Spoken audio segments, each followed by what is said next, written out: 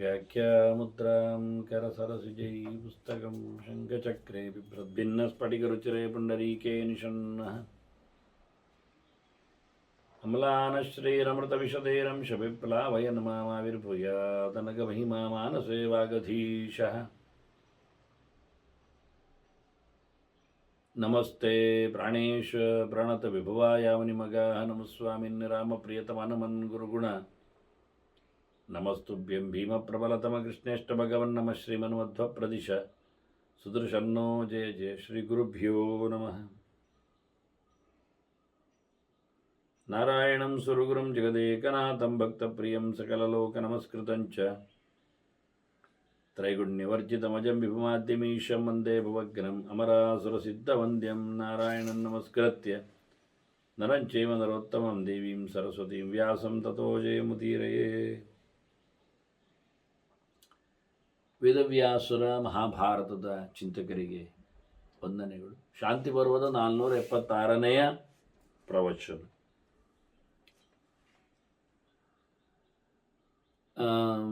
ವ್ಯಾಸರು ಶುಕಾಚಾರ್ಯರಿಗೆ ಮಗನಿಗೆ ಬಿರುಗಾಳಿ ಬಂದಾಗ ನೆಲ ಕಂಪಿಸಿದಾಗ ಅನಧ್ಯಯನ ಅಂತ ಹೇಳಿದರು. ಆಗ ಗಾಳಿಯ ಬೀಸುವಿಕೆಯ ಬಗ್ಗೆ ಕೆಲವು ಮಾತುಗಳನ್ನು ಶುಕ ಪ್ರಶ್ನಿಸಿದ. ಅದನ್ನು ಉತ್ತರಿಸಲಿಕ್ಕೆ ಬರ್ತದೆ, ಆದರೆ ಕಾಣಲಿಕ್ಕೆ ಬರಬೇಕಲ್ಲ ಆ ಸಿದ್ಧಾಂತವನ್ನು. ಅದಕ್ಕೆ ವ್ಯಾಸರು ನೀನೇ ಅದನ್ನು ನಿನ್ನ ನಿಶ್ಚಲವಾದ ಮನಸ್ಸಿನಲ್ಲಿ ಅದನ್ನು ನೋಡಿಕೋ ಅಂತ ತಿಳಿಸಿದರು. ಸಬ್ಜೆಕ್ಟ್ ಏನು ಅಂತ ಹೇಳ್ತಾರೋ, ಮತ್ತೆ ಯಾವುದನ್ನು ನೋಡಬೇಕು ಅವನು, ಏನು ಅಂತ, ಹೇಗೆ ಅಂತ. ಯಾಕೆಂದ್ರೆ ಹೇಳಿದ್ರೀಗ ಗರ್ಭದ ಬಗ್ಗೆ ಕೇಳಿದರೆ ಹೀಗೆ ಒಳಗೆ ಪ್ರವೇಶ ಮಾಡಿದ ಧಾತು ಹೀಗೊಂದು ರೀತಿಯಿಂದ ಮಾಂಸದ ಒಂದು ನೊರೆಯಾಗಿ ಮುದ್ದೆಯಾಗಿ ಕಂಡು ತಿಂಗಳಿಗೆ ಬಂದಾಗ ಬೆಳೆಯುವ ರೀತಿ ಹೀಗಿರುತ್ತದೆ. ಮತ್ತು ಅದರಲ್ಲಿ ಕೈಕಾಲುಗಳು ಮೂಡುತ್ತವೆ, ಉಗುರು ರೋಮಗಳು ಬರ್ತವೆ. ಇದು ಹೇಳಿದರೆ ವಿಷಯ ಅರ್ಥ ಆಯಿತು, ಕಾಣುವುದಿಲ್ಲ ಅಲ್ಲ. ಹಾಗೆ ಗರ್ಭದ ಒಳಗೆ ಅದರ ಬೆಳವಣಿಗೆಯನ್ನು ನಮ್ಮ ಮನಸ್ಸು ನೋಡಬೇಕು, ಹೊರಗಿನ ಕಣ್ಣು ಕಾಣುವುದಲ್ಲ. ಹೀಗೆ ಅವರು ನೀನದನ್ನು ನೋಡು, ನೀನು ದೇವರ ದರ್ಶನ ಮಾಡಿಕೊಂಡವ, ಹಾಗೆ ಇದನ್ನು ತಿಳ್ಕೊಳ್ಳಿಕ್ಕೆ ಬರ್ತದೆ, ಯೋಚನೆ ಮಾಡಿಕೊಂಡು ಅದನ್ನು ತಿಳ್ಕೊಳ್ಬೇಕು ಅಂತ ಹೇಳುತ್ತಾ ಏನಂತ ತಿಳ್ಕೊಳ್ಳಿಕ್ಕೆ ಇದೆ ಅಂತ ಅದರ ಸಿದ್ಧಾಂತವನ್ನು, ವಾಯು ಸಿದ್ಧಾಂತವನ್ನು ಹೇಳ್ತಾರೆ. ಮೇಲಿನ ಲೇಯರ್ಸ್ಗಳು ಅಂತ, ಗಾಳಿಗಳು 7 ಗಾಳಿಗಳಿವೆ ಅಂತ ಹೇಳಿ, ಅದಿತಿಯ ಮಕ್ಕಳಿವರು ಮರುತ್ತುಗಳು. ಮೇಲೆ ಮೋಡಗಳ ಎಡೆಯಲ್ಲಿ ಇವುಗಳ ಸಂಚಾರದ ವ್ಯವಸ್ಥೆ. ಈಗ ಮೊದಲಿಗೆ ಪ್ರೇರೇತ್ಯಪ್ರಸಂಗಾತಾನ್ನು ಧುಮಜಾನ್ನು ಉಷ್ಮಜಾಂಸ್ತಥ, ಹೊಗೆಯಿಂದ ಸಂಪನ್ನವಾಗುವುದು, ಕೆಲವು ಬಿಸಿಯಿಂದಾಗಿ ನೀರಿನ ಆವಿಯಿಂದಾಗಿ ಆಗತಕ್ಕ ಕೆಲಸಗಳು, ಹೀಗೆ ಒಟ್ಟಾದ ಮೇಘಗಳು, ಮೋಡಗಳು. ಇವುಗಳನ್ನು ಅಲುಗಾಡಿಸುವವುಗಳು, ಪ್ರೇರಣೆ ಮಾಡುವವುಗಳು ಒಂದು ಗಾಳಿ. ಇದಕ್ಕೆ ಆವಹ ಅಂತ ಕರೀತಾರೆ. ಇಲ್ಲಿ ಕೆಲವು ಹೆಸರುಗಳನ್ನು ಆಚೀಚೆ ಕನ್ಫ್ಯೂಸ್ ಮಾಡಿಕೊಂಡಿದ್ದಾರೆ. ಹಾಗಾಗಿ ಉಪಸರ್ಗಗಳು ಏನು ಹೆಚ್ಚು ಕಡಿಮೆ ಆಗ್ತಾವೋ ಅದಕ್ಕೆ ನಾವು ಪುರಾಣಾಂತರಗಳಲ್ಲಿ ಬಹಳಷ್ಟು ಕಡೆ ಇದರ ಚಿಂತನೆ ಬಂದಿದೆ. ಇದನ್ನು ಸಮನ್ವಯಗೊಳಿಸಬೇಕಾಗ್ತದೆ ಮಾತಿನಲ್ಲಿ. ಮತ್ತೆ ಆಕಾಶದಲ್ಲಿ ಆಕಾಶೇ ಸ್ನೇಹಂ ಅಬ್ರೇಭ್ಯ ತಡಿಭ್ಯಶ್ಚ ಮಹಾದ್ಯುತಿ. ಇನ್ನೀ ಮೋಡಗಳಲ್ಲಿ ಒಂದು ರೀತಿಯ ಪಸೆ, ಅವುಗಳ ಸಂಚಾರದಲ್ಲಿ ಹೊಡೆತದಿಂದ ಆಗತಕ್ಕಂತಹ ಮಿಂಚು, ಇವುಗಳಲ್ಲಿ ಗಾಳಿಯ ಒತ್ತಡ ಬರುವಂಥದ್ದನ್ನು ಎರಡನೆಯದ್ದಾಗಿ ಪ್ರವಾಹ ಅಂತ ಹೇಳುತ್ತೆ. ಆವಹ ಮತ್ತೆ ಪ್ರವಾಹ. ಇನ್ನು ಮುಂದಕ್ಕೆ ಇದರಿಂದ ಉದ್ಧತ್ಯ ಆದತತೆ ಚಾಪಹ, ಸಮುದ್ರದಿಂದ ಗಾಳಿಯ ನೀರನ್ನು ಹಾರಿಸ್ತದೆ.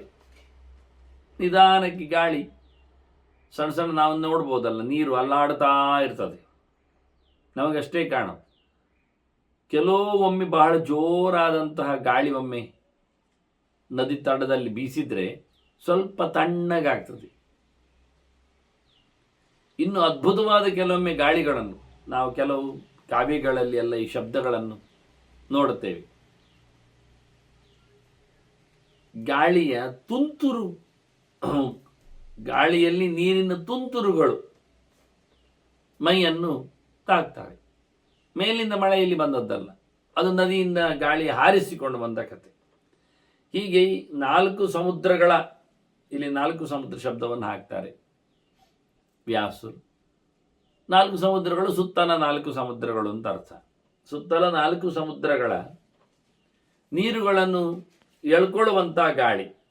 ಜೀಮೂತೇಭ್ಯೊಂಬರೇ ನಿಲಹ, ಅದನ್ನು ಮೋಡಗಳಿಗೆ ಮತ್ತೆ ಮೆತ್ತಿಸ್ತದೆ ಇದು ತಗೊಂಡೋಗಿ. ಇದನ್ನು ಉದ್ವಹ ಅಂತಾರೆ. ಹೀಗೆ ಉತ್ತು ಅಂದರೆ ನೀರು ಅಂತಲೂ ಅರ್ಥ ಉಂಟಲ್ಲ ಉದಕಕ್ಕೆ, ಹಾಗಾಗಿ ಮೇಲಕ್ಕೆ ಹಾರಿಸುವಂತೆ ಬರತಕ್ಕ ಗಾಳಿ ಇದು. ಇದು ಉದ್ವಹ ಗಾಳಿ, ಇದು 3ನೇದು. ಮತ್ತೆ ಸಂಹತಾಹ ಏನ ಚಾವಿದ್ಧಾಹ ಭವಂತಿ ನದನಾಂತರ, ಸದ್ದು ಮಾಡಲಿಕ್ಕೆ, ಗುಡುಗುಗೆ, ಒಂದಕ್ಕೊಂದರ ಮೇಲೆ ಢೀಕೊಡ್ಲಿಕ್ಕೆ, ದೂಡಿಕೊಳ್ಳಿಕ್ಕೆ ಇರುವಂಥದ್ದು. ಮತ್ತು ರಕ್ಷಣಾಯ ಚ ಸಂಭೂತ ಮೇಘತ್ವಂ ಉಪಯಾಂತಿ ಚ, ಇವುಗಳು ನೀರಿನ ಒತ್ತಡಗಳಿಂದ, ಗಾಳಿಯ ಪ್ರೆಷರು, ನೀರಿನ ರಾಶಿ, ಇದೆರಡು ಒಟ್ಟಾಗುವಂಥ ಕಥೆ. ಇದರಲ್ಲಿ ಕೆಲವು ಶಬ್ದಗಳು ಆಗ್ತದೆ, ಕೆಲವು ಮುದ್ದೆಗಳು ಆಗ್ತವೆ, ಬೆಳಕುಗಳು ಕಾಣುತ್ತವೆ. ಇದಿಷ್ಟು ಮಾಡುವಂತಹ ಒಂದು ವ್ಯವಸ್ಥೆ. ಅಂದರೆ ಒಂದು ದೃಷ್ಟಿಯಿಂದ ಮೋಡಗಳನ್ನು ವಿಮಾನಗಳಂತೆ ಹೊತ್ಕೊಳ್ಳುತ್ತಾವೆ ಇವುಗಳು, ಮೇಲಿಂದ ಹಾರಿಸ್ತಾ ಇದ್ದಾವೆ. ಇದೇ ಟೆಕ್ನಾಲಜಿ ದೇವತೆಗಳ ವಿಮಾನಗಳು ಹೋಗ್ಲಿಕ್ಕೆ. ಆದ್ದರಿಂದ ಯೋಸೌ ವಿಯತಿ ದೇವಾನಾಂ, ಯೋಸೌ ವಹತಿ ದೇವಾನ ವಿಮಾನಾನಿ ವಿಹಾಯಸ. ಆಕಾಶದಲ್ಲಿ ಅದನ್ನು ಯೋಸೌ ವಿಯತಿ ಅಂತ ಇನ್ನೂ ಬೇಕಾಗಿಲ್ಲ, ಮಹಾಯಸ್ ವಿಹಾಯಸ ಇರ್ಲಿಕ್ಕೆ ಹೋಗಿ ಯೋಸೌ ವಹತಿ, ದೇವತೆಗಳ ವಿಮಾನಗಳನ್ನು ಹೊತ್ತುಕೊಂಡು ಹೋಗುವಂಥದ್ದು ಗಾಳಿ ಸಂವಹ.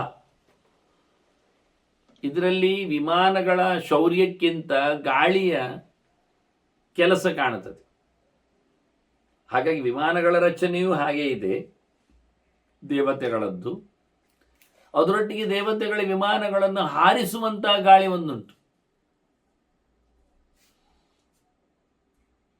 ಆ ಸಂವಹ ಒಬ್ಬ ಮರುತ್ತು ಅವನದರಲ್ಲಿ ಇದ್ದಾನೆ, ಅಭಿಮಾನಿಯಾಗಿದ್ದಾನೆ, ಅವನೇ ಅದು, ಅವನ ರೂಪ ಅದು. ಹಾಗಾಗಿ ಅವನ ಕೆಲಸ ಅದು 4ನೇದ್ದು. 5ನೇದ್ದು ಗಾಳಿ. ವಾಯುನಾ ವಿಹತ ಮೇಘಾ ತೇ ಭವಂತಿ ಬಲಾಹಕಾ. ಗಾಳಿ ಜೋರು ಒತ್ತಡಗಳಿಂದ ಮೋಡಗಳನ್ನು ದೊಡ್ಡ ಮೋಡಗಳನ್ನಾಗಿ ಮಾಡಿಸ್ತದೆ, ಬಲಾಹಕ ಅಂತ ಆಗ ಮೋಡಕ್ಕೆ ಕರೀತಾರೆ. ಜೀಮೂತ, ಅಬ್ರ ಇವೆಲ್ಲ ಅದರ ಹೆಸರುಗಳು. ಮೇಘ, ತೋಯದ ಇವೆಲ್ಲ ಮೋಡದ ಹೆಸರುಗಳು. ಈ ಗಾಳಿ ದೂಡಿ ಒಟ್ಟು ಮಾಡಿ ಮೋಡಗಳನ್ನು ಬಲಾಹಕ ಮಾಡ್ತವೆ, ಗಟ್ಟಿಯನ್ನಾಗಿಸ್ತವೆ. ಇದರಿಂದ ಏನಾಗ್ತದೆ ಅಂದರೆ ಸಿಡಿಲು ಬಡಿಲು ಜೋರಾಗ್ತದೆ, ದಾರುಣೋತ್ಪಾತ ಸಂಚಾರ ಅಂತಾರೆ. ಬಡಂ ಬಡಂ ಅಂತ ಹಾಕತಕ್ಕಂಥ ಹೊಡೆತಗಳು, ಜೋರ್ ಇದಿದು. ನಭಸ ಸ್ತನ ಇತ್ನವಾನ್, ಎಲ್ಲ ಕಡೆಯಲ್ಲಿ ಬೇಕಾದಷ್ಟು ವಿಚಿತ್ರವಾಗಿರತಕ್ಕಂತಹ ಕೋಲು ಮಿಂಚುಗಳು, ಬಳ್ಳಿ ಮಿಂಚುಗಳು, ಜಡೆ ಮಿಂಚುಗಳು, ಹೀಗೆಲ್ಲ ಹಾರ್ತಾವೆ ಬರ್ತಾವೆ. ಇವೆಲ್ಲ ನಡೀತದೆ, ವಿವಿಧ ರೀತಿಯಿಂದ ನಡೆಯುವಂಥದ್ದು. ಇದು ದಿವ್ಯಾನ್ಯಸ್ಮಿನ್ ಪಾರಿಪ್ಲವಾ ದಿವ್ಯಾ ಭವಂತ್ಯಾಪಃ ವಿಹಾಯಸ. ಬಹಳ ಅದ್ಭುತವಾದಂತಹ ನೀರುಗಳು, ಮಳೆಗಳು ಈ ಗಾಳಿಯಿಂದಾಗಿ ಹಾರ್ತಾವೆ. ಮತ್ತೋಗಿ ಅದು ಮತ್ತೆ ನಿಂತಿರ್ತದೆ. ಅದು ಎಲ್ಲಿ? ಪುಣ್ಯಂ ಜಾಗಾಶ ಗಂಗಾಯ ತೋಯಂ ವಿಷ್ಟಭ್ಯ. ಆ ಗಾಳಿ ಆಕಾಶಗಂಗೆಯಲ್ಲಿ ಮಿಲ್ಕ್ ವೇವ್ಸ್ ಅಂತೀರಲ್ಲ ನೀವು, ಅದರಲ್ಲಿ ಕಂಡು ಬರ್ತದೆ ಅದು ವಾಸ್ತವವಾಗಿ. ಇದು ವಿಚಿತ್ರವಾದಂತಹ ಗಾಳಿಯಿಂದ ಗಟ್ಟಿಯಾಗುವ ಮೋಡಗಳ ವ್ಯವಸ್ಥೆಯಲ್ಲಿ ವಿವಾಹ ಗಾಳಿ ಇದೆ 5ನೇ. ಮತ್ತೆ ಈ ಗಾಳಿಯ ಒತ್ತಡದಿಂದ ಆಕಾಶಗಂಗೆಯಲ್ಲಿ ಪ್ರವಹಿಸುವಂತೆ ನೀರನ್ನು ನಡೆಸಿಕೊಡತಕ್ಕಂತಹ ಗಾಳಿಯದು ಮುಂದಿನದ್ದು 6ನೇ ಗಾಳಿ. ವಾಸ್ತವವಾಗಿ ದೂರಾತ್ ಪ್ರಾಹತಃ ಯಸ್ಮಿನ್ ಏಕರಶ್ಮಿ ದಿವಾಕರ, ಸೂರ್ಯನಿಗೂ ಗಾಳಿಯ, ಆದ್ದರಿಂದ ಕೆಲವು ಕಡೆಯಲ್ಲಿ ಸೂರ್ಯನ ಹೆಚ್ಚು ಕಡಿಮೆ ಬಿಸಿಲುಗಳಾಗಲಿಕ್ಕೆ ಒಂದೊಂದು ರಶ್ಮಿಯನ್ನೇ ಓಡಿಸಿಕೊಂಡು ಹೋಗುವ ಹಾಗೆ ಯೋನಿರಂಶು ರಹಸ್ರಸ್ಯ, ಸೂರ್ಯನ ಬಿಸಿಲನ್ನು ಪ್ರವಹಿಸುವಲ್ಲಿಯೂ ಕಾರಣವಾದ ಗಾಳಿ. ಯನಭಾತಿ ವಿಹಾಯಸ, ಆಕಾಶದಲ್ಲಿ ಇದರ ಪ್ರತ್ಯಕ್ಷ ಆಗ್ತದೆ. ಯಸ್ಮಾದ್ ಆಪ್ಯಾಯತೆ ಸೋಮಃ, ಈ ಗಾಳಿ ಚಂದ್ರನ ಮೇಲೂ ಹಾರುತ್ತದೆ. ಹಾಗಾಗಿ ಯೋನಿರ್ ದಿವ್ಯ ಅಮೃತಸ್ಯ ಚ, ಅವನ ಅಮೃತ ರಶ್ಮಿಗೂ ಕಾರಣ ಆಗಿರ್ತದೆ. ಇದನ್ನು ನಾವು ಪರಿವಹ ವಾಯು ಅಂತ ಕರಿತೇವೆ. 6ನೇಯದ್ದು ಇದು ಸೂರ್ಯನಲ್ಲಿಯೂ ಸುತ್ತು ಬರತಕ್ಕಂಥ ಗಾಳಿ, ಚಂದ್ರನಲ್ಲಿಯೂ ಸಿಗತಕ್ಕಂಥ ಗಾಳಿ. ಅಂದರೆ ಇನ್ನೂ ಸ್ವಲ್ಪ ಮೇಲ್ಗಡೆ ಅಂತ ಅರ್ಥ. ಮೋಡದ ತಾಣವನ್ನು ತಪ್ಪಿಸಿ ಆಯಿತು, ಮೋಡದ ತಾಣವನ್ನು ತಪ್ಪಿಸಿ ಮಿಲ್ಕ್ ವೇವ್ಸ್ಗಳವರೆಗೆ ಬಂದಾಯಿತು. ಈಗ ಅದನ್ನು ತಪ್ಪಿಸಿ ಚಂದ್ರ ಸೂರ್ಯರ ಪರಿಧಿಯಲ್ಲಿ ಬರುವ ಹಾಗೆ ಇನ್ನೊಂದು ಕೊನೆಯ ವಾಯು, ವಾಸ್ತವವಾಗಿ ಪರಾವಹ ವಾಯು. ಅದು ಕೊನೆಯ ಹಂತದ ಗಾಳಿ. ಅದರ ಕೆಲಸ ಜಾಸ್ತಿ ಇದೆ. ಸರ್ವ ಪ್ರಾಣಪ್ರದಾಂ ಪ್ರಾಣಾನ್ ಯೋ ಹಿ ಕಾಲೇ ನಿರಸ್ಯತಿ ಯಸ್ಯ ವರ್ತ್ಮಾನಂ ವರ್ತೇತೆ ಮೃತ್ಯುವೈವಸ್ವತೌ ಉಭೌ. ಈ ಗಾಳಿ ಎಲ್ಲ ಮನುಷ್ಯರ, ಎಲ್ಲ ಪ್ರಾಣಿಗಳ, ಎಲ್ಲ ಜಂತುಗಳ ಕೊನೆಯ ಹೊತ್ತಿನ ಗಾಳಿ, ಎಳ್ಕೊಂಡು ಹೋಗುವ ಗಾಳಿ. ಈ ಗಾಳಿಯ ಜೊತೆಯಲ್ಲಿ ಮರಣದ ದೇವತೆ ಮತ್ತು ಯಮ. ಮರಣ ದೇವತೆಯಿಂದ ಒಂದು ಪ್ರತ್ಯೇಕವೇ, ಕಳೆದ ಬಾರಿ ನಾನು ಹೇಳಿದ್ದೇನೆ. ಯಮನು ಇಬ್ಬರೊಟ್ಟಿಗೆ ಬರ್ತಾನೆ ಅಂತ, ಮೃತ್ಯು ಮತ್ತೆ ಕಾಲ, ಮತ್ತೆ ಕೈಯಲ್ಲಿ ಪಾಶ ಮತ್ತು ದಂಡವನ್ನು ಹಿಡಿದಿರ್ತಾನೆ. ಆದ್ದರಿಂದ ಯಮನ ಇಬ್ಬರು ಅಸಿಸ್ಟೆಂಟ್ಗಳು ಮೃತ್ಯು ಮತ್ತು ಕಾಲರು ಬಹಳ ವಿಚಿತ್ರವಾಗಿದ್ದಾರೆ. ಅವರು ಮೃತ್ಯು ದೇವತೆಯನ್ನು ಹೆಣ್ಣು ದೇವತೆಯನ್ನಾಗೂ ಕರೀತಾರೆ. ಅದು ಹೆಣ್ಣಿಗಾಗುವಾಗ, ಗಂಡುಗಳಿಗಾಗುವ ಅದು ಗಂಡು ದೇವತೆಯಾಗಿರ್ತದೆ ಅನ್ನುವ ಚಿಂತನೆಯಲ್ಲಿ ಹಿಂದೆ ಮಹಾಭಾರತವೇ ನಾವು ಕೊಟ್ಟದ್ದನ್ನು ಕೇಳಿದ್ದೇವೆ. ಹೀಗಾಗಿ ಈ ಮೃತ್ಯು ಮತ್ತು ಕಾಲರ ರೂಪ ವಿಶೇಷಗಳಿವೆ. ಅದನ್ನು ನಾನು ಮತ್ತೆ ಚಿಂತನೆ ಮಾಡಲಿಕ್ಕೋಸ್ಕರ ಪರ್ವ ಸಮೀಕ್ಷೆಯಲ್ಲಿ ಕೊಟ್ಟಿದ್ದೇನೆ. ಅಂದರೆ ಯಮನಿಗೆ ನಾವು ವರ್ಷಕ್ಕೊಮ್ಮೆ ದೀಪ ಇಡ್ಲಿಕ್ಕುಂಟು, ಯಮದೀಪ ಅಂತ ಹೇಳಿ. ಹಬ್ಬದ ಹೊತ್ತಿನಲ್ಲಿ ನಾವು ಸ್ನಾನ ಮಾಡುವ ಮುಂಚೆ, ಅಂದರೆ ದೀಪಾವಳಿಯ ಸ್ನಾನದ ಮುಂಚೆ ಅಂತ, ಹಬ್ಬದ ಸ್ನಾನಕ್ಕಿಂತ ಮೊದಲು ಯಮನಿಗೆ ದೀಪ ಕೊಡಲಿಕ್ಕೆ ಉಂಟು. ಆಗ ಅವನ ಜೊತೆಯಲ್ಲಿರತಕ್ಕಂಥ ಮೃತ್ಯುಕಾಲರನ್ನು ಕರೀಲಿಕ್ಕಿದೆ. ಮೃತ್ಯುನ ಪಾಶದಂಡಾಭ್ಯಾಂ ಕಾಲೇನ ಶ್ಯಾಮಯ ಸಹ ಅಂತ ಹೆಂಡತಿ ಶ್ಯಾಮಲೆಯನ್ನು ಕರ್ಕೊಳ್ಳಿಕ್ಕಿದೆ. ಹೀಗೆ ಅರಿಗೆ ಕೊಡ್ತೇನೆ, ಅವನಿಗೆ ದೀಪವನ್ನು ಇಡುತ್ತೇನೆ ಅಂತ ಹೇಳಿಕೊಳ್ಳುವ ಮೂಲಕ. ಹಾಗಾಗಿ ಅಂತ ಯಮನಿಗೂ ಮತ್ತೆ ಮೃತ್ಯು ದೇವತೆಗೂ ಸಹಾಯಕವಾಗಿರುವಂಥದ್ದು ಈ ಕೊನೆಯ ಗಾಳಿ, ಪರಾವಹ ಗಾಳಿ. ಸಮ್ಯಕ್ ಅನ್ವೀಕ್ಷಣಂ ಬುದ್ಧಿಯ ಶಾಂತಯ ಅಧ್ಯಾತ್ಮ ಚಿಂತಕಾ ಧ್ಯಾನಾಭ್ಯಾಸಾಭಿ ಪ್ರಮಾಣಂ ಯಹ ಅಮೃತತ್ವಾಯ ಕಲ್ಪತೆ. ಈ ಗಾಳಿ ಅಧ್ಯಾತ್ಮ ಚಿಂತಕರಿಗೇನು ಹೊಡೆಯುವುದಿಲ್ಲ, ಅವರಿಗೆ ಅನುಕೂಲ ಇತ್ತು.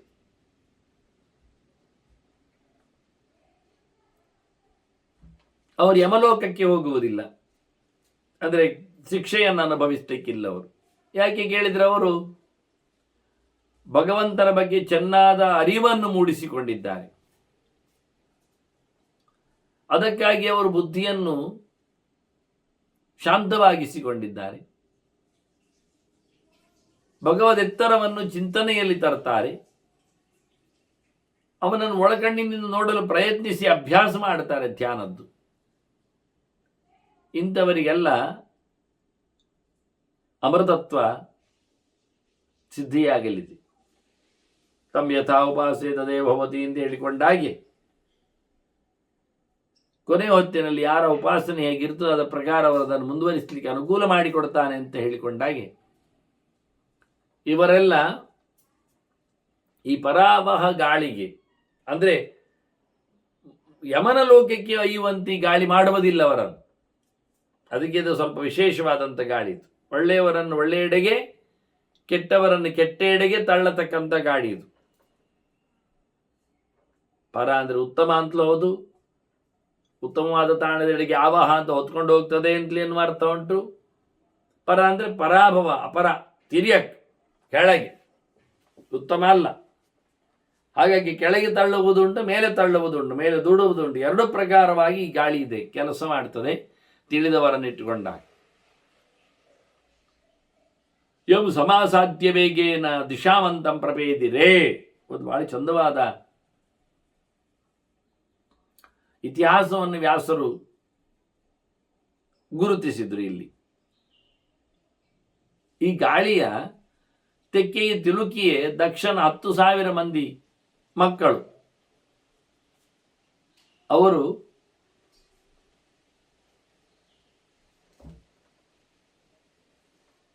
ಸೀಮೆಯೆಡೆಗೆ, ಗಡಿಯೆಡೆಗೆ, ದಿಕ್ಕಿನ ಕಡೆಗೆ ಹೋಗಿಬಿಟ್ಟಿದ್ದಾರೆ ಅಂತ. ಇದು ನಾರದರವರ ಬಗ್ಗೆ ಬಹಳ ಚೆನ್ನಾಗಿ ತಿಳ್ಕೊಂಡು ಕೇಳಿದ್ದುಂಟು. ಎಲ್ಲಿ ಹೋದ್ರು ಅವರು ಎಲ್ಲ ನರಿಯಶ್ವರು, ಶಬಲಾಶ್ವರು ಅಂತೇಳಿ, ಏನು ತಿಳ್ಕೊಳ್ಳದೆ ಅಂತ. ನಾನು ಇದನ್ನು ದಿಗ್ದೇವತೆಗಳ ನೆನಪಿನಲ್ಲಿ ಸಂಧ್ಯಾ ಸಮೀಕ್ಷೆಯಲ್ಲಿ ಹಾಕಿದ್ದೇನೆ, ಹುಡುಕ್ಬೇಕು. ನಾವಲ್ಲ, ನೀವು ಓದುವವರು. ಹಾಗಾಗಿ ಬಹಳ ದೂರದವರೆಗೆ ದಕ್ಷ ಮಕ್ಕಳನ್ನು ಕರ್ಕೊಂಡು ಹೋದದ್ದೇ ಈ ಗಾಳಿ ಅಂತಾರೆ, ಪರಾಭವ ಗಾಳಿ. ಪರಾಭವ, ಅವರಿಲ್ಲಿ ಮತ್ತೆ ಸಿಗಬಾರ್ದು ಅಂತ ಸಂಸಾರದಲ್ಲಿ ಸಿಲುಕದಂತೆ ಮಾಡತಕ್ಕಂತಹ ಗಾಳಿ ಇದು. ಯಾರು ಯೋಗ್ಯರಿದ್ದಾರೆ ಅವರಿಗಿದು ಬಹಳಷ್ಟು ಉಪಕಾರ ಮಾಡ್ತದೆ ಈ ಗಾಳಿ. ಅಯೋಗ್ಯರನ್ನು ಯಮಪಟ್ಟಣದೆಡೆಗೆ ಕರ್ಕೊಂಡು ಹೋಗುವುದು, ದೂಡುವಂಥದ್ದು ಇದೇ ಗಾಳಿ ಆಗಿದೆ ವಾಸ್ತವವಾಗಿ. ಏನ ಸ್ಪೃಷ್ಟ ಪರಾಭೂತ ಯಾತ್ಯೇವ ನನಿವರ್ತತೆ.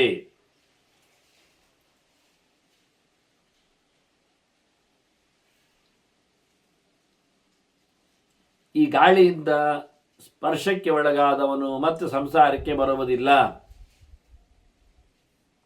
ಅವನು ದೇವಡೆಗೆ ಪಯಣಿಸ್ತಾನೆ. ಹಾಗಾಗಿ ಎರಡು ಪ್ರಕಾರವಾದಂಥ ಇದರ ಟಚ್ ಇದೆ ಅಂತ ಹೇಳಿ ಅದಿತಿ ಮಕ್ಕಳ ಮರುತ್ತುಗಳ ಚಿಂತನೆಯನ್ನು ಕೊಟ್ಟು ಕೊನೆಗೆ ಎಲ್ಲ ಗಾಳಿಗಳ ಸ್ವರೂಪ ಏನು ಅಂತ ವ್ಯಾಸರ ಹೇಳ್ತಾನೆ. ಅನಾರತಂ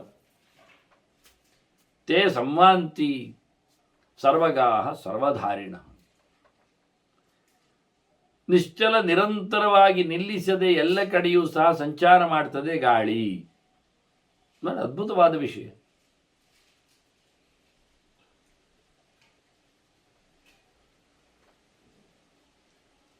ಎಲ್ಲೆಂದರಲ್ಲಿ ಗಾಳಿಗೆ ಮುಕ್ತವಾದ ಪ್ರವೇಶ ಇದೆ. ಸರ್ವಗಾಹ ಸರ್ವಧಾರಿಣ. ವಾತಾವರಣದಲ್ಲಿ ಉಂಟು ಹೇಳಿದರೆ ಗಾಳಿ ಹೊತ್ತುಕೊಂಡಿದೆ ಅಂತ ಅರ್ಥ.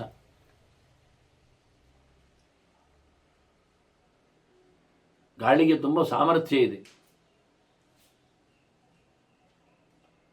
ಅದನ್ನು ಇದರ ಬಹಳ ಚಂದವಾಗಿ ಗಾಳಿಯ ಬಗ್ಗೆ ಬಹಳ ಸುಂದರವಾದಂಥ ಒಂದು ಭೌತ ಚಿಂತನೆಯನ್ನು ವ್ಯಾಸರು ನೀಡಿದರು. ಮತ್ತೆ ಹೇಳ್ತಾರೆ, ಈ ಹಿಮಾಲಯ ಪರ್ವತವೇ ನೋಡು, ನಡುಗುವಷ್ಟು ಜೋರಾಗಿದೆ ಗಾಳಿಯ ಪ್ರಭಾವ. ಇಷ್ಟೆಲ್ಲ ಆಗ್ತದ ಕೇಳಿದ್ದಕ್ಕೆಲ್ಲ ದೇವರು ಇದ್ದೇ ಇದ್ದಾರೆ. ವಿಷ್ಣೋ ನಿಶ್ವಸಿತ ವಾತೋಯಂ ಯದಾ ವೇಗ ಸಮೀರಿತ. ಇದು ಪರಮಾತ್ಮನದ್ದೇ ಉಸಿರು, ಆದ್ರಿಂದ ಅದಕ್ಕೆ ಸಾಮರ್ಥ್ಯ ಕಂಡಾಬಟ್ಟೆ. ಹೇಗೆ ನೀರು ಭಗವಂತನ ಸೃಷ್ಟಿಯೋ ಅದರಲ್ಲಿ ವಿಶೇಷವಾದಂಥ ಅವನ ಪ್ರವೇಶ ಉಂಟು, ಹಾಗೆ ಗಾಳಿಯಲ್ಲಿಯೂ ಭಗವಂತನ ವಿಶೇಷವಾದಂತಹ ಅಂಶಗಳಿವೆ, ವಿಶೇಷಗಳಿವೆ. ಇದು ಅವ್ಯಕ್ತವಾಗಿ ಉಪಾಸನೆ ಮಾಡುವಂಥ ಸಂಗತಿ ಆಗಿದೆ. ಆದರೆ ಆಗ್ತಾ ಇಲ್ಲ ಅಂತ ನಾವು ಪ್ರತಿಮೆಗಳನ್ನು ಇಟ್ಟುಕೊಳ್ಳುತ್ತೇವೆ. ಹಾಗಾಗಿ ಗಾಳಿ ಭಗವಂತನ ವಿಶೇಷವಾದಂತಹ ಸನ್ನಿಧಿಯಿಂದಾಗಿ ಇಷ್ಟೆಲ್ಲ ಮೆರವಣಿಗೆಯನ್ನು ಪಡೆದಿದೆ. ಅದರ ಅಧಿದೇವನಾದವನು ದೊಡ್ಡವನಾದ್ದರಿಂದಲೂ ವಾಯು ಮುಖ್ಯದಿಯ ಅಂತ ಹೇಳಲ್ಪಟ್ಟು.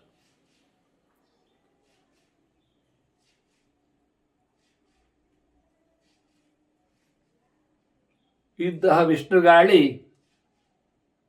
ಪ್ರಾಣನ ವೇಗದಲ್ಲಿ, ಗಾಳಿಯ ವೇಗದಲ್ಲಿ ಇರಲಿಕ್ಕೆ ಹೋಗಿ ಎಲ್ಲೆಡೆಯೂ ಸಹ ನೆಲೆಗೊಂಡಿದೆ. ಸಹಸೋ ಧೀರ್ಯತೆ ತಾತ ಜಗತ್ ಪ್ರವ್ಯತತೆ ತದ.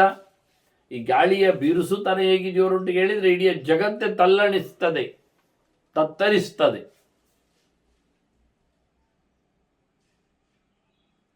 ಅದು ಇದರದ್ದೇ ಲಕ್ಷಣ ಅನ್ನಿಸಿದೆ. ತಸ್ಮಾತ್ ಬ್ರಹ್ಮವಾದೋ ಬ್ರಹ್ಮ, ತಸ್ಮಾತ್ ಬ್ರಹ್ಮವಿದೋ ಬ್ರಹ್ಮ ನಾಧೀಯಂತೆ ಅತಿವಾಯತಿ.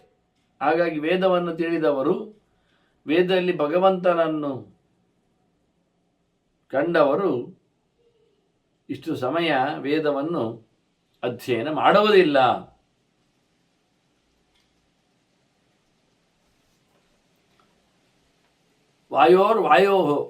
ವಾಯುರ್ಭವೆ, ಗಾಳಿಯ ಮೇಲೆ ಗಾಳಿಯ ಒತ್ತಡ ಬರಲಿಕ್ಕೆ ಹೋಗಿ ಒಂದರ ನಂತರ ಒಂದು ಗಾಳಿ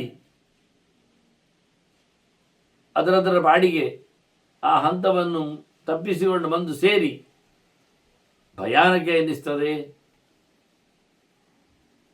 ಅದು ಉಕ್ತಂ ಬ್ರಹ್ಮತತ್ ಪೀಡಿತಂ ಭವೇತ್, ಪಾಠ ಆಗುವಾಗೇನು ಹೇಳುತ್ತಾರೆ ಅದು ಅರ್ಥ ಆಗುವುದಿಲ್ಲ.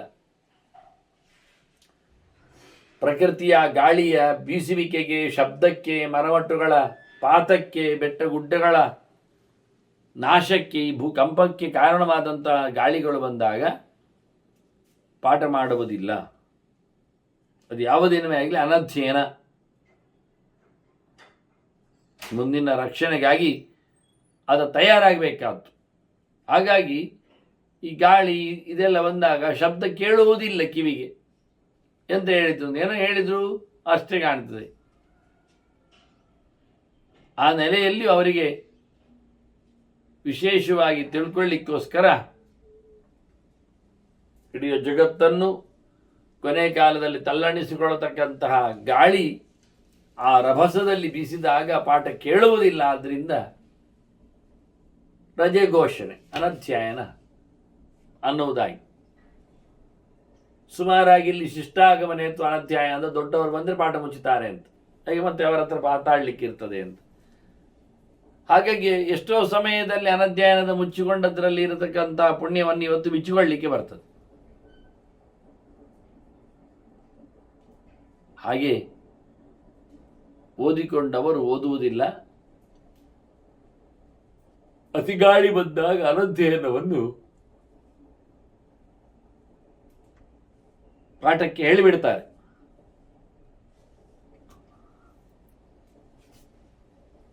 ಹೀಗೆ ಹೇಳಿಕೊಟ್ಟದ್ದು ಗೊತ್ತಾಗುವುದಿಲ್ಲ, ಅದರಿಂದ ಪಾಠವನ್ನು ರಜೆ ಮಾಡಿ ವ್ಯಾಸರು ಉಕ್ತ ಪುತ್ರ ಮಧೀಶ್ವೇತ್, ಭೀಷ್ಮರು ಹೇಳ್ತಾರೆ ನನಗೆ ಹೇಳಿದ ಕತೆ ಶುಕನದ್ದು ಕತೆ. ಹೀಗೆ ಮಗನನ್ನು ಓದು ಅಂತ ಹೇಳಿ ವೇದವ್ಯಾಸರು ವ್ಯೋಮಗಂಗಾಂ ಅಗಾತದ, ಆಕಾಶ ಗಂಗೆಯಡೆಗೆ ಹೋಗಿಬಿಟ್ರಂತೆ. ಇಲ್ಲಿ ಮತ್ತೆ ನಾರದರು ಬರ್ತಾರೆ.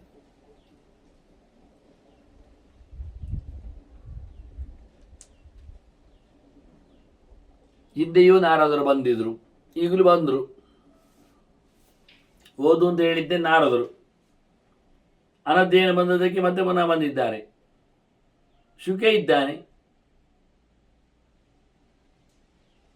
ಅವನೊಳಗೆ ಪ್ರವೇಶ ಮಾಡಿದ ವಾಯು ನಮಗೊತ್ತು ಎಷ್ಟು ಜೋ ಇದ್ದಾನೆ ಈಗ ಅಂತ.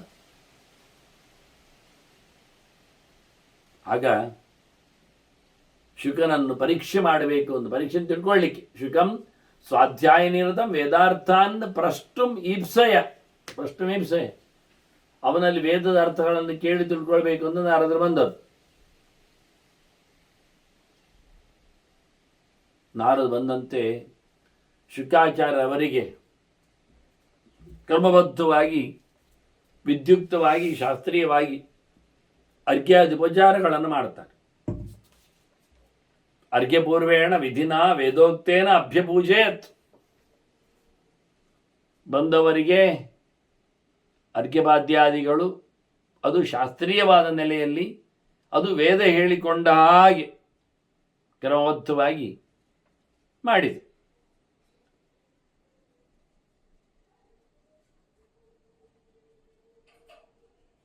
ಈಗ ವ್ಯಾಸರು ಇಲ್ಲ, ಹಾಗೆ ಶುಕರೇ ಬರಮಾಡಿಸಿಕೊಂಡದ್ದು. ನಾರದರು ಕೇಳ್ತಾರೆ, ನಿನಗೆ ನಾನು ಒಳ್ಳೆದು ಮಾಡಬೇಕು ಅಂತ ಇದ್ದೇನೆ, ಅಂತದ್ದು ಮಾಡಲಿ? ಅವ್ರು ಕೇಳುದು, ಕೇನತ್ವ ಶ್ರೇಯಸ ವತ್ಸ ಯೋಜಯಾಮಿ. ನನಗೆ ತುಂಬ ಖುಷಿಯಾಗಿದೆ, ಇದು ಇಷ್ಟವತ್. ಎಂತಹ ಶ್ರೇಯಸ್ಸು ನಿನಗೆ ಬೇಕೆನ್ನುವುದು ಕೇಳು ಅಂತ ಹೇಳಿದರೆ,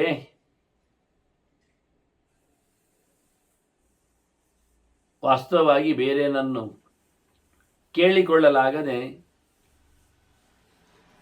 ಶುಕಾಚಾರ್ಯ ಹೇಳ್ತಾರೆ, ಅಸ್ಮಿನ್ ಲೋಕೆ ಹಿತಂ ಯತ್ ಸ್ಯಾತ್ ತೇನ ಮಾಂ ಯೋಕ್ತುಮರ್ಹಸಿ. ಈ ಲೋಕದಲ್ಲಿ ಯಾವುದು ದೊಡ್ಡದು ಅನಿಸ್ತದೆ, ವಾಸ್ತವವಾಗಿ ನನಗೆ ಹಿಡಿಸುವ ಹಾಗೆ ದೊಡ್ಡದು ಅಂದರೆ ಆಗಲ್ಲ, ಅದರ ಪ್ರಕಾರ ಆಗಲಿ. ಈ ಲೋಕದಲ್ಲಿನ ಅಸ್ಮಿನ್ ಲೋಕೆ ಇದಂ ಯತ್ ಸ್ಯಾತ್, ನನಗೆ ಲೋಕದಿಂದ ಈ ಲೋಕದಲ್ಲಿ ಉತ್ತಮ ಆಗಬೇಕು, ಉದ್ಧಾರ ಆಗಬೇಕು. ಆ ರೀತಿಯಾಗಿ ನನಗೆ ನೀನು ತಿಳಿಸಿಕೊಡು, ಒಳ್ಳೆಯದು ಮಾಡು ಅಂತ ಹೇಳಿ ಶುಕೆ ಹೇಳಿದರೆ, ನಾರದರು ಸನತ್ಕುಮಾರ ಋಷಿಗಳಿಗೆ ಹೇಳಿದ ಸಂಗತಿಗಳನ್ನು ಹೇಳುತ್ತೇನೆ ಅಂತ ಶುರು ಮಾಡಿದರು. ಬೋಧನೆಗಳನ್ನು, ಬೋಧನೆಯನ್ನು ಕೇಳುವುದೇ ಒಂದು ದೊಡ್ಡ ಸುಖ, ಒಂದು ಪುಣ್ಯ. ಮತ್ತು ಆವಾಗಲೇ ಮಾಡಬೇಕು ಅಂತ ಅನಿಸಿದ್ರೆ ಮಾಡಿದರೆ ಇನ್ನೂ ಸುಖ, ಇನ್ನೂ ಸಂತೋಷ, ಒಳ್ಳೆಯದು. ಅದು ಬಿಟ್ಟು ಹೊರಗೋದ ಬಳಿಕ ಸುತ್ತುಗಳೇನಿರುವುದಿಲ್ಲ, ಅದರ ಆಚೆಗೆ ಇವನದ್ದು ಕಂಡಾಬಟ್ಟೆ ಮಾತುಗಳು, ಇಲ್ಲ ಸಲ್ಲದ್ದೆಲ್ಲ ಮಾತುಗಳಲ್ಲಿಗೆ ಸೇರಿಕೊಳ್ಳುತ್ತವೆ. ಅದು ತಪ್ಪು, ಅದು ಪ್ರಯೋಜನ ಇಲ್ಲ, ಅದಾಗುವುದಿಲ್ಲ ವಾಸ್ತವವಾಗಿ.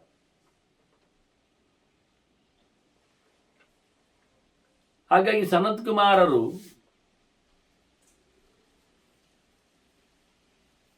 ಶುಕನಿಗೆ ಯಾವುದರಿಂದಾಗಿ ಶ್ರೇಯಸ್ಸಾಗ್ತದೆ ಎನ್ನುವುದರ ಬಗ್ಗೆ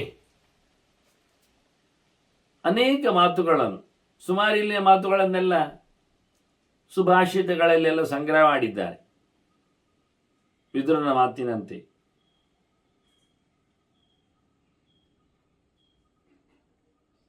ಅದನ್ನು ಹೇಳಿಬಿಟ್ರಿ ಇವರು ಸನತ್ ಕುಮಾರರು. ಅವರು ಹೇಳಿದ್ದನ್ನು ನಾರದರೀಗ ತಿಳಿಸ್ತಾರೆ ಶುಕನಿಗೆ. ನಾಸ್ತಿ ವಿದ್ಯಾಸಮಂ ಚಕ್ಷು, ನಾಸ್ತಿ ಸತ್ಯಸಮಂ ತಪಃ, ನಾಸ್ತಿ ರಾಗಸಮಂ ದುಃಖಂ, ನಾಸ್ತಿ ತ್ಯಾಗಸಮಂ ಸುಖಂ. ಸುಖ ದುಃಖಗಳು ಯಾವ ಪ್ರಕಾರದಿಂದ ನಮಗೆ ಲಭಿಸ್ತವೆ? ಬಹಳ ದೊಡ್ಡದಾಗಿರತಕ್ಕಂತಹ ಕಣ್ಣು ಹೊರಗಿನದ್ದಲ್ಲ, ಒಳಗಿನದ್ದು ಅಂತ. ನಾಸ್ತಿ ವಿದ್ಯಾಸಮಂ ಚಕ್ಷು, ವಿದ್ಯೆಗಿಂತ ಮಿಗಿಲಾದ ಒಂದು ಕಣ್ಣುವೇ ಇಲ್ಲ. ದರ್ಶನ ಅಂದರೆ ಅದಕ್ಕೆ ಹೆಸರು. ಎಲ್ಲವನ್ನು ಕಾಣಿಸಿಕೊಡ್ತು. ಆ ಪ್ರಕಾರದಲ್ಲಿ ವಿದ್ಯೆಯ ಸಂಪಾದನೆ ಮಾಡಬೇಕು. ಯಾ ವಿದ್ಯಾ ಸಾ ವಿಮುಕ್ತಯೇ ಅಂತೇಳಿ ಮೋಕ್ಷೋಪಯೋಗಿಯಾದ ಜ್ಞಾನ ವಾಸ್ತವವಾಗಿ. ಅಂತಹ ವಿದ್ಯೆಗಿಂತ ಮಿಗಿಲಾದದ್ದು ಇಲ್ಲ ಕಣ್ಣು ಅಂದರು. ಮತ್ತೆ ನಾಸ್ತಿ ಸತ್ಯಸಮಂ ತಪಃ ಅಂತ. ತಪಸ್ಸು ಅಂದರೆ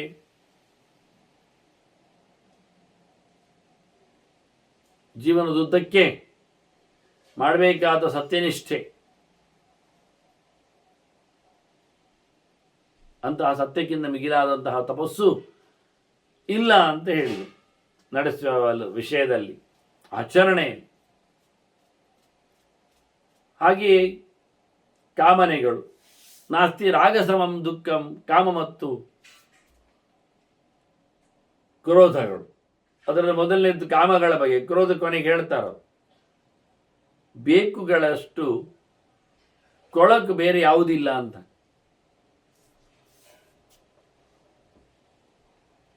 ಅತ್ಯಂತ ದುಃಖಪ್ರದವಾದದ್ದು ಬೇಕುಗಳು. ಹಾಗಾಗಿ ಬೇಡ ಆಗಬೇಕಾದ್ರೆ ತ್ಯಾಗ. ಆದ್ದರಿಂದ ನಾಸ್ತಿ ತ್ಯಾಗ ಸಮಂ ಸುಖಂ. ಬಿಟ್ಟದ್ದರಲ್ಲಿ ಖುಷಿ ಹೆಚ್ಚು, ಹಿಡಿದದ್ದರಲ್ಲಿ ದುಃಖ ಹೆಚ್ಚು.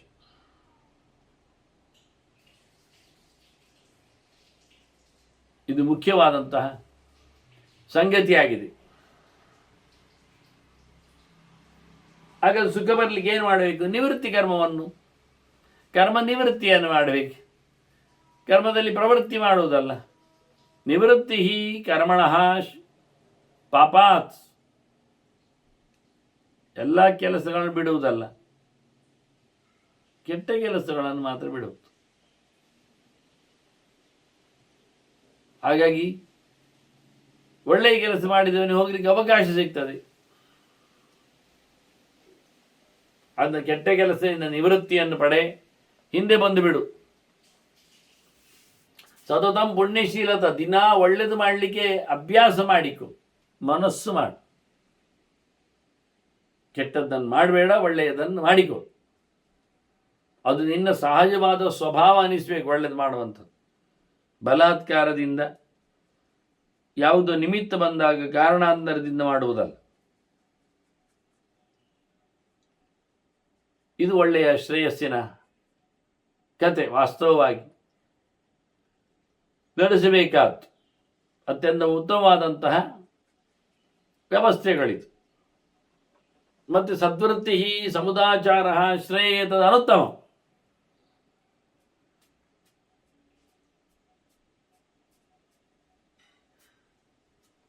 ಒಳ್ಳೆಯ ಕೆಲಸ ಮಾಡಬೇಕು, ಒಳ್ಳೆಯ ಆಚಾರ ನಿಷ್ಠೆ ಇರಬೇಕು. ಕೆಲಸ ಒಳ್ಳೇದು ಮಾಡುವಾಗ ತಪ್ಪು ಮಾಡುವುದಲ್ಲ. ಅದು ಸದಾಚಾರವಾದ, ನಿತ್ಯವೂ ಹೇಳಲ್ಪಟ್ಟ ವೇದಕ್ಕೆ ಅನುಗುಣವಾದಂತಹ ಚರ್ಯೆಯನ್ನು ಅವಲಂಬಿಸಿರಬೇಕು. ಆಗ ಮಾತ್ರ ಪ್ರವೃತ್ತಿಯಲ್ಲಿ ವಿಶೇಷವಾದಂಥ ಬೆಲೆ ಬರುವಂಥದ್ದು.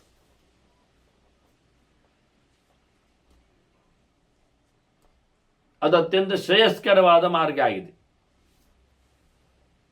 ಮನುಷ್ಯನಿಗೆ ಸುಖವೇ ಸಿಗುವುದಿಲ್ಲ. ಮಿಶ್ರವಾದ ದುಃಖವಲ್ಲಿ ಸುಖದ ಕಲ್ಪನೆಯನ್ನು ಮಾಡಿಕೊಳ್ತಾನೆ. ಮನುಷ್ಯ ವಸುಖಂ ಪ್ರಾಪ್ಯ ಯಸ್ಮರತಿ. ಮನುಷ್ಯ ವಸುಖಂ ಪ್ರಾಪ್ಯ ಯಸ್ ಸಜ್ಜತಿ ನ ಮುಚ್ಯತೆ.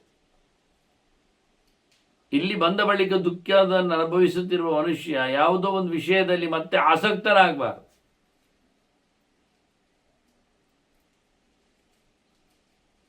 ಬಿಟ್ಟಷ್ಟು ಆತ ಉತ್ತಮನಾಗ್ತಾನೆ. ಯಥೋ ನಿವರ್ತೆ ಅಂತ ಹೇಳಿದ ಹಾಗೆ. ಹೀಗೆ ಮನುಷ್ಯನ ಚರ್ಯೆ ವ್ಯವಸ್ಥೆಗಳು ಲೋಕದಲ್ಲಿ. ಅವನು ಕೇವಲ ಲೋಕವನ್ನು ದುಃಖದ ಮೂಟೆ ಅಂತ ನೋಡಿಕೊಂಡರೂ ಸಾಕಾಗ್ತದೆ. ಅಲ್ಲಿಂದವ ಮೋಕ್ಷ ಮಾರ್ಗವನ್ನು ಬಿಟ್ಟು ಬರುವುದನ್ನು ಇಷ್ಟಪಡ್ತಾನಾಗ. ನಾಲಂಸ ದುಃಖ ಮೋಕ್ಷಾಯ. ಅವನಿಗಿಷ್ಟು ಸಾಕಾಗ್ತದೆ, ಕಾಣುವ ಮೂಲಕ ಬರಲಿಕ್ಕೆ ಉಂಟು ಅಂತ. ಆದ್ದರಿಂದ ಎಲ್ಲ ಕಡೆಯಲ್ಲಿ ಬಿಟ್ಟಿರುವಂಥದ್ದು ಅದು ಮುಖ್ಯ, ಸೇರುವಂಥದ್ದು ಅದು ದುಃಖ. ಸಂಯೋಗ ದುಃಖ ಲಕ್ಷಣ. ಯಾವುದರಲ್ಲಿ ಆಸಕ್ತನಾಗ್ತಾನೆ, ಮುಳುಗಿ ಹೋಗ್ತಾನೆ, ಅಲ್ಲಿ ಅವನು ದುಃಖ ಭೂಯಿಷ್ಠವಾಗಿ ಪಡಿತಾನೆ.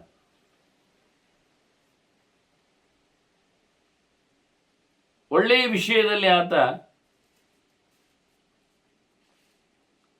ಸಂಗತಿಯನ್ನು ಪಡೆದಿದ್ರೆ ಏನು ಕೆಟ್ಟದಾಗುವುದಿಲ್ಲ.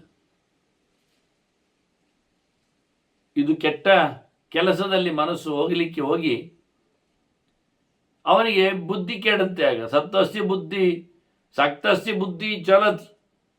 ವಿಷಯದಲ್ಲಿ ಆಸಕ್ತನಿಗೆ, ಫಲದಲ್ಲಿ ನಂಟು ಇದ್ದವನಿಗೆ, ಕೆಲಸದಲ್ಲಿ ಮೈಗೆ ಹಾಕೊಂಡವನಿಗೆ ಖಂಡಿತವಾಗಿ ಇನ್ನೊಂದು ಕಡೆಯಲ್ಲಿ ಮೋಸ ಆಗ್ತದೆ.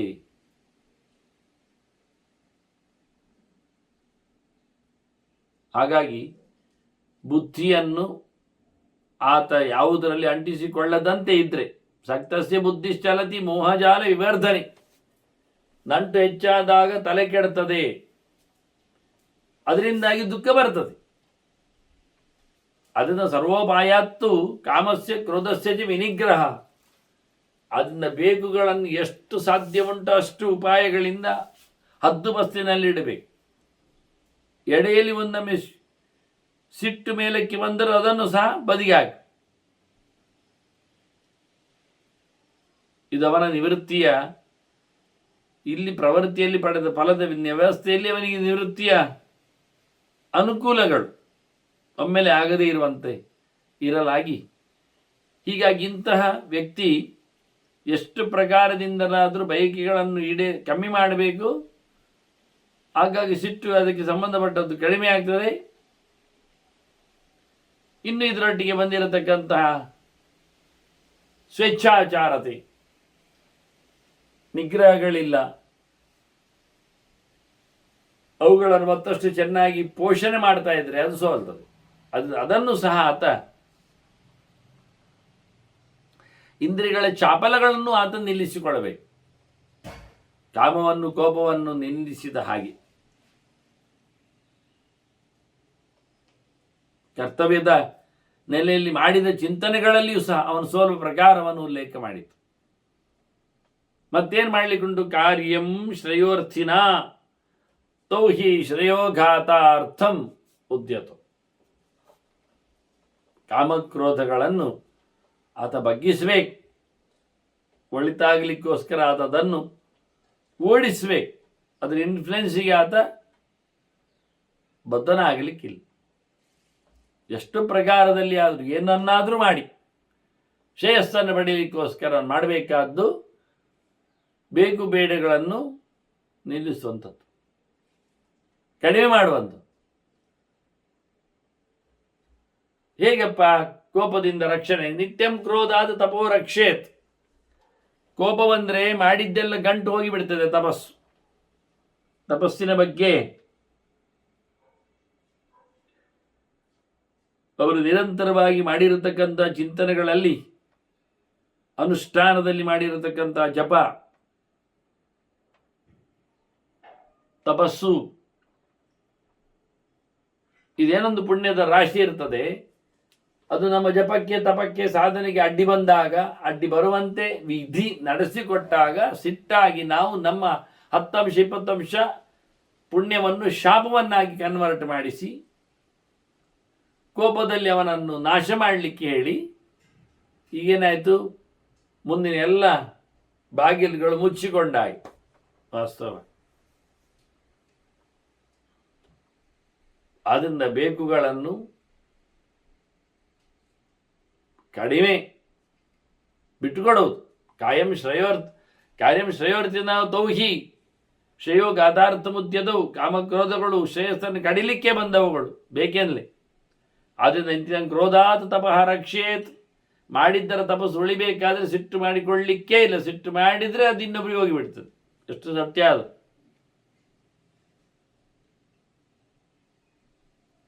ಅದರೊಟ್ಟಿಗೆ ರಕ್ಷಣೆ ಮಾಡಬೇಕಾದಂಥ ಸಂಗತಿಗಳು ದುಡ್ಡು, ಸಂಪತ್ತು, ದೈಹಿಕವಾಗಿಯೂ ಭೌತಿಕವಾಗಿಯೂ ಎಲ್ಲ ಪ್ರಕಾರದಲ್ಲಿಯೂ ಅದನ್ನು ಶ್ರಿಯಂ ರಕ್ಷೇಚ್ಛ ಮತ್ಸರಾತ್, ಇನ್ನೊಬ್ಬರ ಸೊತ್ತಿನ ಮೇಲೆ ಸಂಕಟ ಪಡದೇ ಇದ್ದರೆ,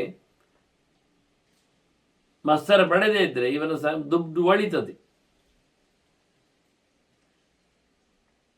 ಹಾಗಾಗಿ ಸಂಪತ್ತಿನ, ಒಡೆತನದ, ಇನ್ನಿತರ ಎಲ್ಲ ವಸ್ತುಗಳ ಸಂಪಾದನೆಯಲ್ಲಿ ಆತ ಆದಷ್ಟು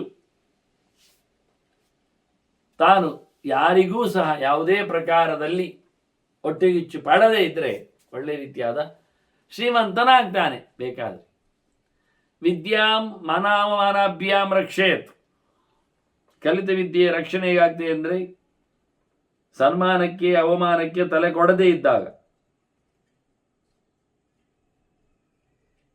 ಯಾವ ಪ್ರಕಾರದಿಂದಲೂ ವಾಸ್ತವವಾಗಿ ಅವನು ಮಾನಾಪಮಾನಗಳಿಗೆ ತಲೆ ಕೊಡಲಿಕ್ಕಿಲ್ಲ, ಯೋಚನೆ ಮಾಡಲಿಕ್ಕಿಲ್ಲ. ಹಾಗಿದ್ರೆ ವಾಸ್ತವವಾಗಿ ಅವನು ಗೆದ್ದ ಹಾಗೆ, ರಕ್ಷಣೆ ಮಾಡಿಕೊಂಡ ಹಾಗೆ. ಮತ್ತು ಕೊನೆಗೆ ಮಾನಾಪಮಾನ ಆಯ್ತಲ್ಲ, ಆತ್ಮಾನಂತೂ ಪ್ರಮಾದತಃ ರಕ್ಷೆ, ತನ್ನನ್ನು ರಕ್ಷಣೆ ಮಾಡಲಿಕ್ಕುಂಟ ಅವನು ಜೀವನನ್ನು. ಇನ್ನು ಸ್ವಲ್ಪವೇ ಜೀವತೆ ಅಲ್ಲಿ ಮುಗಿದೋಗ್ತದೆ. ಹಾಗಾಗಿ ಅಂತಹ ಜೀವನ ರಕ್ಷೆಯಲ್ಲಿ ಇರಬೇಕಾದಂಥ ಕತೆ ಪ್ರಮುಖವಾದದ್ದು.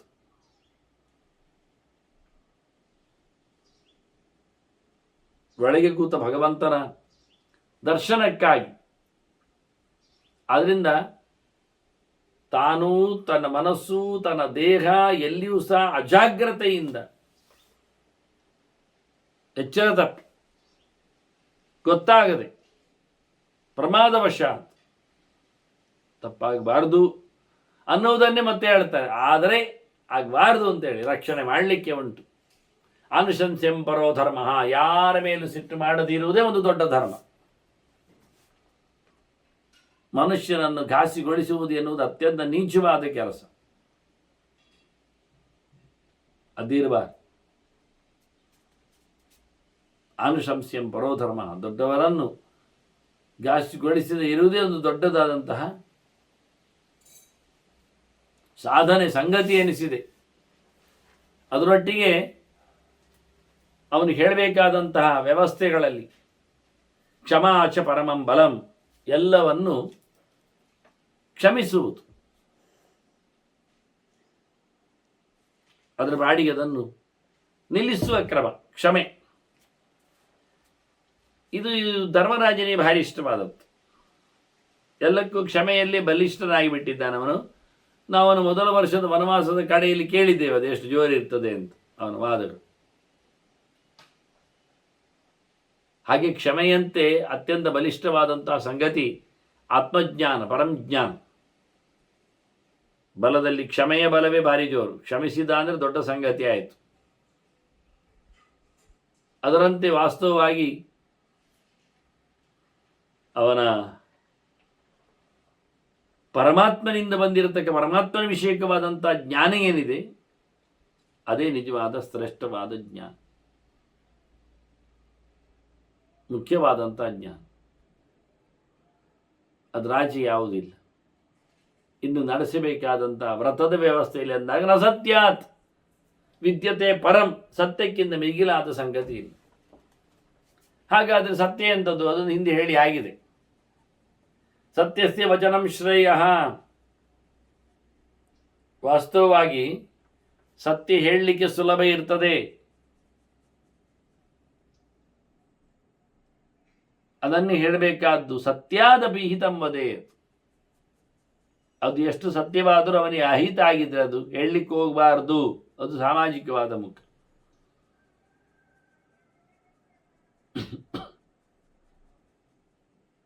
ಅತ್ಯಂತ ಪ್ರಶಸ್ತವಾದಂಥ ವಿಷಯ ಅದು. ಯದ್ಭೂತ ಇದಮತ್ಯಂತಂ ಏತತ್ ಸತ್ಯಂ ಮತಮಮ. ಸತ್ಯ ಅಂದರೆ ಏನು? ಪ್ರಾಣಿ ಮಾತ್ರಕ್ಕೆ ಹಿತಾಗುವಾಗಿ ಇರಬೇಕು. ಅದನ್ನು ಅರ್ಜುನನ ಕಥೆಯಲ್ಲಿ ಕರ್ಣನ ಸಾವಿನ ಮೊದಲು ನಡೆದ ಘಟನೆಗಳು ಧರ್ಮರಾಜನಿಗೆ ಮೆಲುಕು ಆಗಲು ಯೋಗ್ಯವಾಗಿದೆ. ಎಷ್ಟು ಸತ್ಯ ಆಯಿತು, ಎಷ್ಟಿತ್ತು, ಯಾವುದನ್ನು ಕಂಡೆ ನಾನು ಅಂತ.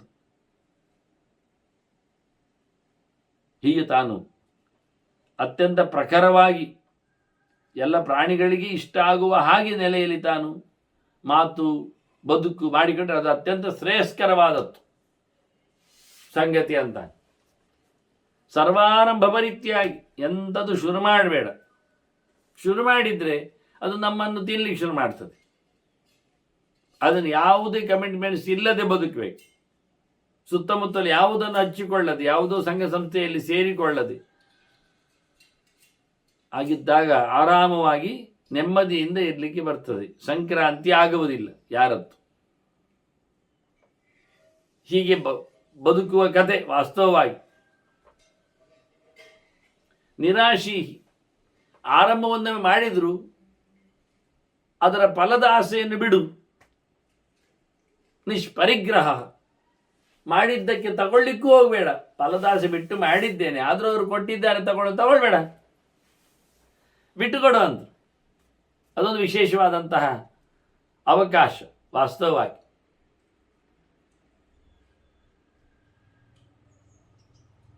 ಏನೋ ಮಾಡಿದ್ದರ ಸರ್ವೀಸ್ ಅಂತ ಪಡೆಯುವುದಾದರೂ ಅದು ಬಹಳ ದೊಡ್ಡ ಮೊತ್ತದಲ್ಲಿರ್ತದೆ. ಎಷ್ಟೋ ಜನರು ಅದರಲ್ಲಿ ಸರ್ವೀಸು ಸೇರಿಕೊಂಡಿರ್ತದೆ. ಹಾಗಾಗಿ ನಾವು ಅದನ್ನು ಅಭ್ಯಾಸ ಮಾಡಿಕೊಂಡ್ರೆ ತೆಳ್ಳಗೆ ಇರುವಷ್ಟು ಬೇಕು ಅಷ್ಟಕ್ಕೆ ಮಾತ್ರ ಉಪಯೋಗಿಸಿಕೊಳ್ಳುವಂತೆ ಮಾಡಿಕೊಂಡ್ರೆ ಅದು ಅತ್ಯಂತ ಲಾಭವಾದದ್ದು, ಯೋಗ್ಯವಾದದ್ದು. ಅದನ್ನು ಎಲ್ಲವನ್ನು ತೊರೆಯಲಿಕ್ಕೆ ಆಗದೇ ಇದ್ದರೆ ಅದರ ಆಸೆಯನ್ನು, ಫಲವನ್ನು ಫಲೋಪಯೋಗಕ್ಕೆ ಬರಲೇಬಹುದಾಗಿದ್ದರೆ ಒಂದೊಮ್ಮೆ ಅದನ್ನು ಕೇಳಿ ಕಾಡಿ ಯಾರ ಹತ್ರ ಅದು ಕೊಡಿ ಅಂತೇಳಿ ಪಡಿಬೇಡ. ಅದು ಧರ್ಮಕ್ಕೆ ಕೊಟ್ಟವಾದ ಇರಲಿ. ಅದಕ್ಕೂ ವ್ಯವಸ್ಥೆ ಇದೆ. ಮತ್ತೆ ಅಧಿಕೃತವಾಗಿ ಅದನ್ನು ಬೇರೆ ಕಡೆಗೆ ಒಳ್ಳೆಯದರಲ್ಲಿ 16 ಪಾಲಿನ ಮೇಲ್ಮುಖದಲ್ಲಿ ಉಪಯೋಗಿಸಿಕೊಳ್ಳುವಂಥದ್ದು.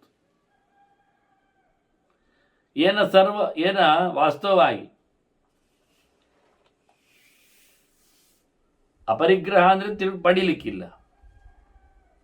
ಮತ್ತೆ ನಿರಾಸೆ ಅಂದರೆ ಅದರದ್ದು ಫಲದ ಆಸೆಯನ್ನು ಒಲ್ಲಕ್ಕಿಲ್ಲ. ಅದರೊಟ್ಟಿಗೆ ಶುರು ಮಾಡುವುದೇ ಬೇಡ ಅಂತೀರಿ. ಮತ್ತೆ ಅವನು ಬದುಕುವುದಾದ್ರೂ ಲಾಭ ಆದರೂ ಎಲ್ಲಿ ಏನುಂಟು ಕೇಳಿದರೆ ಹೇಗಿರ್ತಾನೆ? ಇದೇನು ಕತೆ ಇದೆಲ್ಲ? ಅದಕ್ಕೆ ಹೇಳ್ತಾನೆ ಎಲ್ಲ ಬಿಟ್ಟರೇನೆ ಲಾಭ ಅಂತ.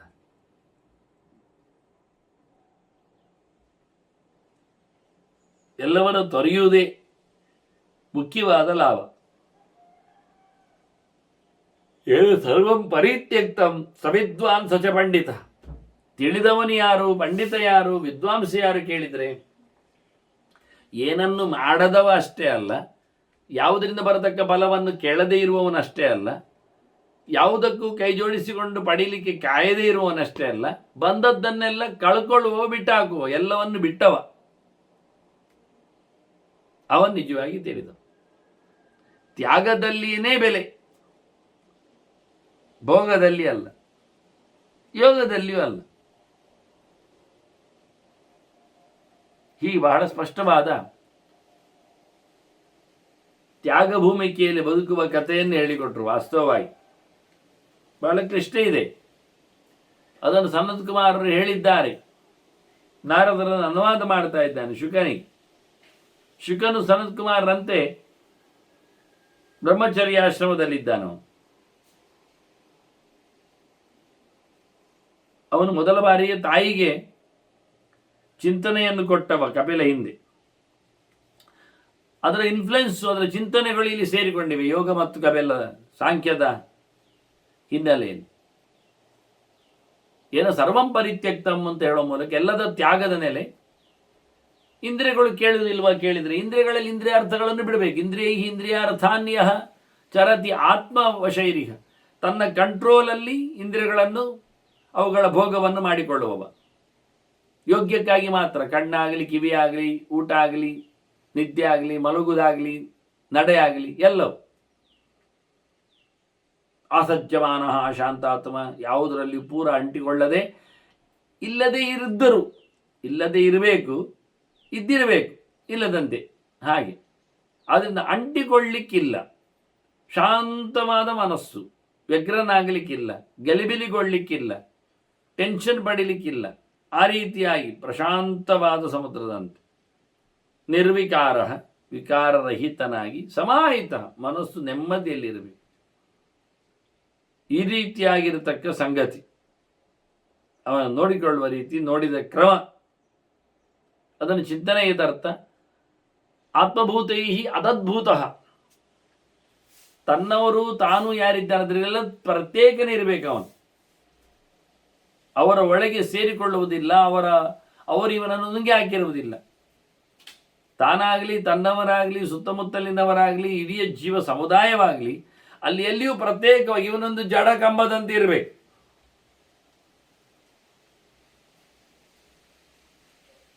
ಸಹಜೈವ ವಿನಯವಚ, ಒಟ್ಟಿಗಿರಲಿ ಬೇರೆ ಇರಲಿ. ಮನೆಯೊಳಗೆ ಕಂಬ ಇದ್ರು, ಮನೆ ಹೊರಗೆ ಕಂಬ ಇದ್ರು ಹೇಗೆ ಅಂಟಿಕೊಳ್ಳುವುದಿಲ್ಲವೋ, ನೆನೆದರೆ ಬಿಸಿಲಾದರೆ ಹಾಗೆ ಇದ್ದುಕೊಳ್ಳುತ್ತದೋ, ಹಾಗೆ ಮನೆಯವರ ಜೊತೆಯಲ್ಲಿಯೂ ಮನೆಯವರೆಲ್ಲರ ಜೊತೆಯಲ್ಲಿಯೂ ಅವರಿದ್ದಾಗಲೂ ಅವರಿಲ್ಲದ ಇದ್ದಾಗಲೂ ಅವನು ಕೇವಲ ಪರಮಾತ್ಮನ ಸಂಪರ್ಕದಲ್ಲಿ ಮಾತ್ರ ಇದ್ದುಕೊಂಡಿರಬೇಕು. ನಿರ್ವಿಕಾರ, ಅವರ ಬಗ್ಗೆ ಯಾರ ಮೇಲೆ ಯೋಚನೆ ಇಲ್ಲ, ಅವನಿಗೆ ಸಂಬಂಧವೇ ಇಲ್ಲ. ಅಂಥವ ನಿಜವಾಗಿ ಸ ವಿಮುಕ್ತ ಪರಮಶ್ರೇಯ ನ ಚಿರೇಣಾಧಿಗಚ್ಚ, ಕೂಡಲೇ ಅವನಿಗೆ ಶ್ರೇಯಸ್ಸು ಆಗ್ತದೆ. ಅವನು ಎಲ್ಲವನ್ನು ಬಿಟ್ಟುಕೊಂಡವನು ಅಂತಲೇ ಅರ್ಥ. ವಾಸ್ತವವಾಗಿ ಬದುಕಿನ ಒಂದು ಒಳ್ಳೆ ಸೂತ್ರ ಹೇಳ್ತಾರೆ ಸಂತ್ ಕುಮಾರ್. ನನಗಿದು ತುಂಬ ಖುಷಿಯಾಗಿದೆ. ಎರಡು ಅರ್ಥ ಇಲ್ಲಿ ಬರ್ತದೆ.